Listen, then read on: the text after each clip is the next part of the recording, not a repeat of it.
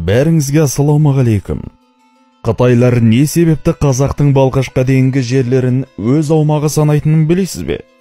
Соңғы кездері жиі еститін Қарақытай қаптаса сарыорыс әкеңдей көрінер деген сөздің қайдан шыққаны жайлы ойлап көрдіңіз бе? Батыр баян арасында қалмақтармен соғыста өлді ме? Міне, осындай санаңыздағы сансыз сұрақтардың жауабын сізге білген дұрыс.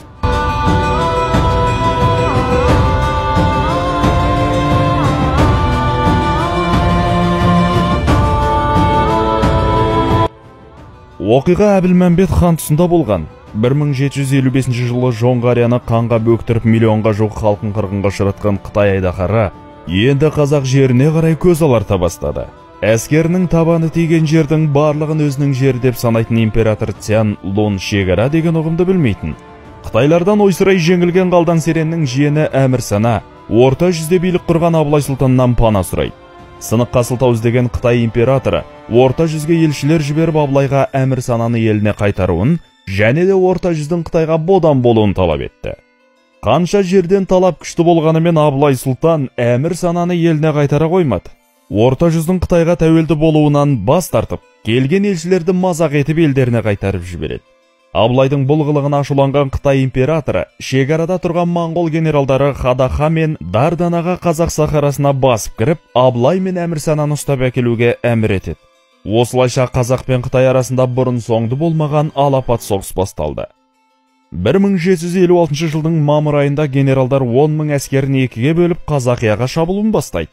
Қытайдың оң қанаттағы әскерін тоқтату үшін Арғынның бас батыры Қожа берген 2000-дік қазақ қолын бастап, Жарлы өзенінің жағасында қарсы шабуылға шығады. Бірақ та мұздай темір құрсанған жау әскерінен жеңіліп оңтүстікке қарай шегінеді. Балқаш көлінің солтүстігінде болған шайқастардан кейін Абылай сұлтан соғысудың жаңа әдісіне көшуді жөн санайды. Қабанбай, Бөгенбай, Райымбек, Баян сынды батырларға қазақ қолынан іріктелген 1000 жігіттен бөліп беріп, жаудың ту сыртынан әрі бүйірінен тиіп қашып соғысуды тапсырады. Қазіргі тілмен айтқанда партизан соғысы. Тарбағатай тауларынан басталған шайқас Нұра өзенінің бойында жалғасты. Абылай сұлтан әскерімен кері шегіне отырып, соңынан қуған Қытай әскерін сыр бойындағы қалалардан аулаққа кетуге тырысты.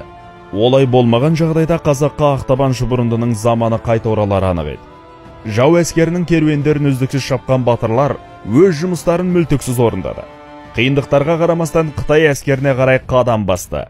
Тамыз айының аяғында генералдардың әскері Сарыарқаның солтүстігінде бас қосады. Оқ-дәрілерінің жоқтығына байланысты зеңбіректер мен мылтықтары іске жарамсыз құр темірге айналады. Күн өткен сайын Қытай мен қазақ әскерінің күші шамалас болып, Қытайлардың қатары сирей түседі. Баянауылдың батысында болған шайқаста қазақ батырлары 1000-ға жуық Қытайдың көзін жояды.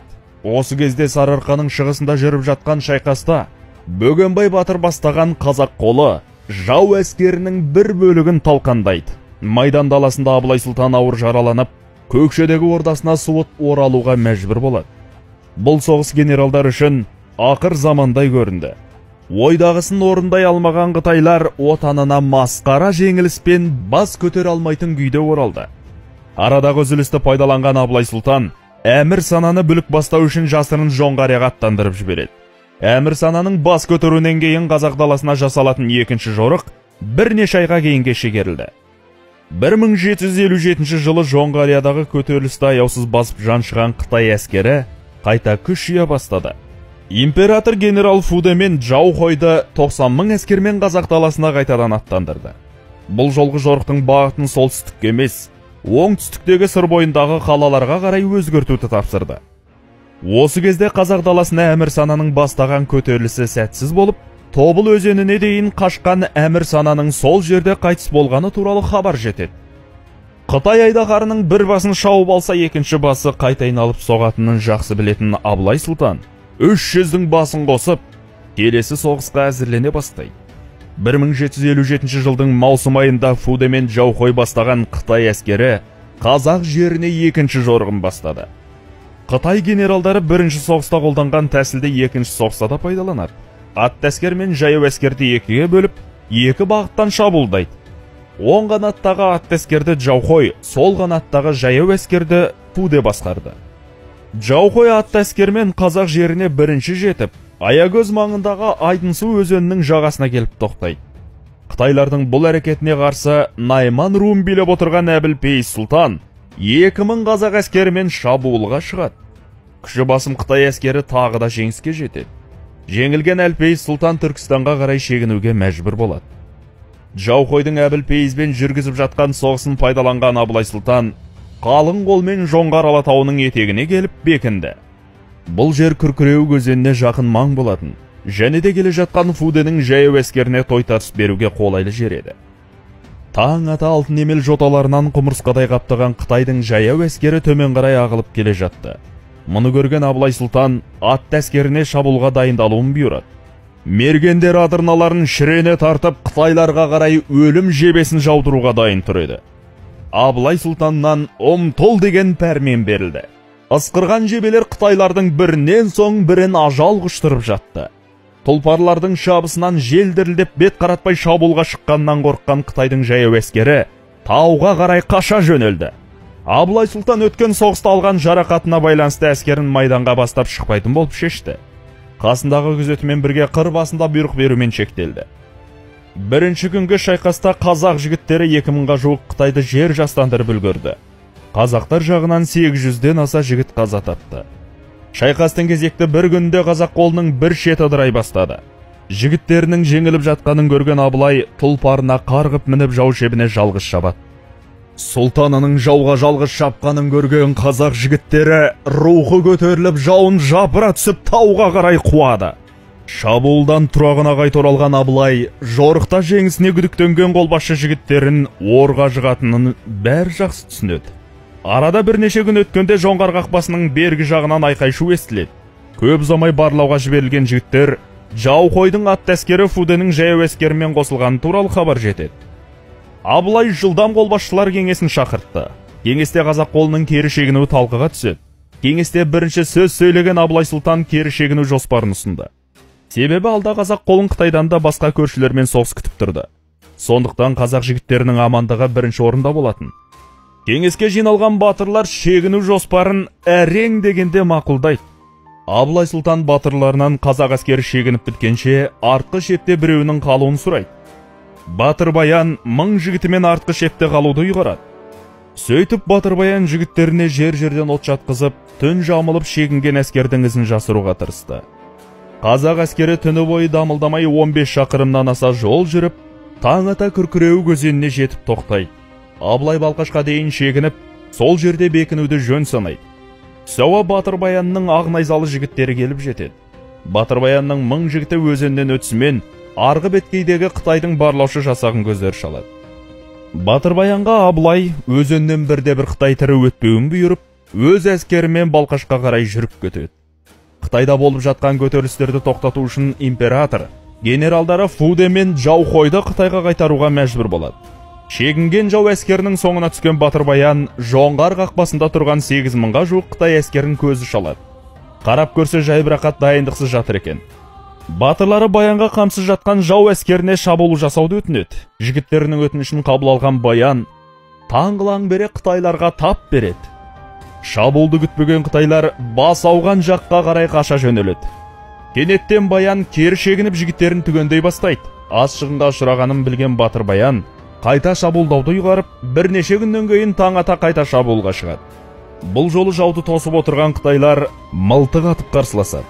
Жауды жапырып келе жатқан Баянның бүйірінен Қытайдың бір сыпайы көк найзасын шаншып алады. Сыпайдың басын қағып түсірген бір жігіт Баянды майдан даласынан аулақ қалып кетеді. Өз міндетін мүлтіксіз атқарған Батыр Баян осылайша көз жұмды. Көшпенділер трилогиясында Батыр Баянның қазасын осылай көрсетеді. Алайда Батыр Баянды қалмақ әскермен соғыста өлді деген деректерде кездеседі. Қазақ жеріне бірнеше рет баса көктеп кіріп, еліне қайтар жолында барлық жерде өртеп, шегірткесіне дейін жеп кететін Қытайларды көрген халық, қара Қытай қаптаса сары орыс әкеңдей көрінер деген сөз тіркестерін шығарып алған. Абылай хан өлер шағында Бұқар жырауға былай деген екен: Қытайдікі темір қамыт, орыстікі ағаш қамыт. Ұрпағым орысқа қарсы келмесін, заманда құтылуға болады. Қытайдың темір қамытынан құтыла алмайды. 50 жыл ат үстінде ел қорғадым. Қазақтың бір қадам жерінде Қытайларға бермедім. Ұрпағыма айтарым, шүршіттің құлығына алданып, қапыда қалып жүрмесін деген екен.